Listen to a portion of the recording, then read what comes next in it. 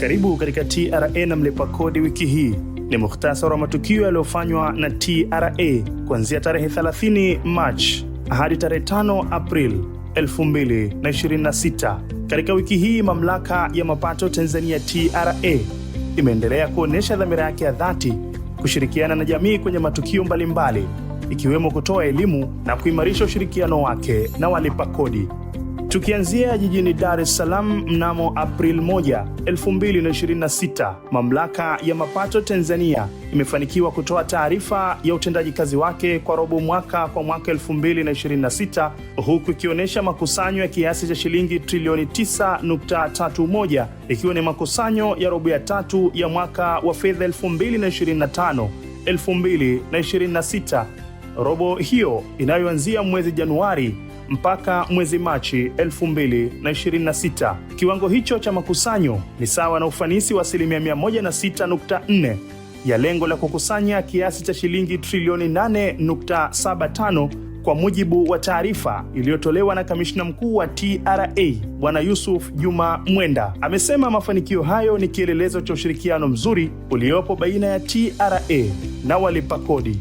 Kwa mwezi Machi pekee, TRA imekusanya shilingi trilioni 3.58 ambacho ni kiwango cha ufanisi wa 107.6 ya lengo la mwezi Machi ambalo ni kiasi cha shilingi trilioni 3.32. Aidha, TRA imewahakikishia ushirikiano madhubuti wananchi na umma wote nchini Tanzania kuhakikisha inatimiza lengo la makusanyo kwa mwaka wa fedha 2025-2026.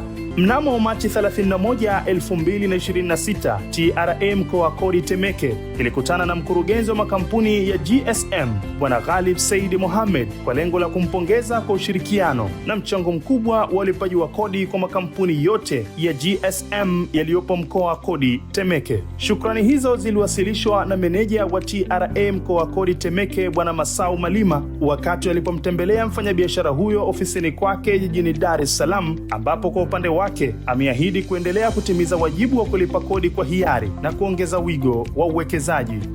Mwanzoni mwa mwezi Aprili kumekuwa na maandalizi ya sherehe za Pasaka, ambapo Wakristo duniani kote wanaadhimisha kumbukumbu ya mateso na ufufuko wa Yesu Kristo. Kwa upande wetu TRA tumetumia kipindi hiki cha sherehe za Pasaka kama wakati sahihi wa kurudisha kwa jamii, ambapo amefanyika matendo mema kadhaa kwa jamii ili kuwezesha kusherehekea sikukuu ya Pasaka kwa furaha na amani.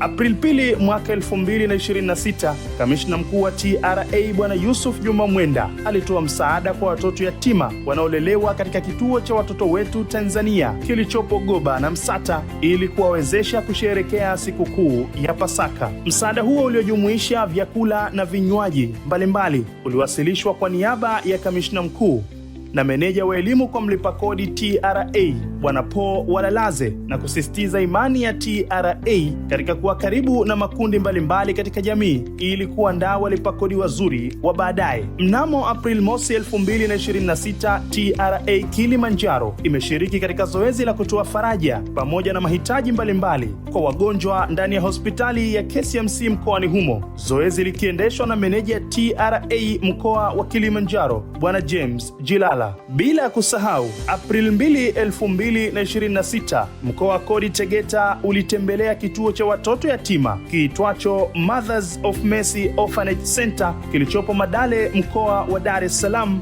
ili kutoa mkono wa Pasaka kwa watoto wanaolelewa kituoni hapo, na zoezi hilo liliongozwa na meneja wa TRA mkoa wa kodi Tegeta Bwana Dickson Kamara. Na haya ndiyo yaliyomo katika TRA na mlipa kodi wiki hii.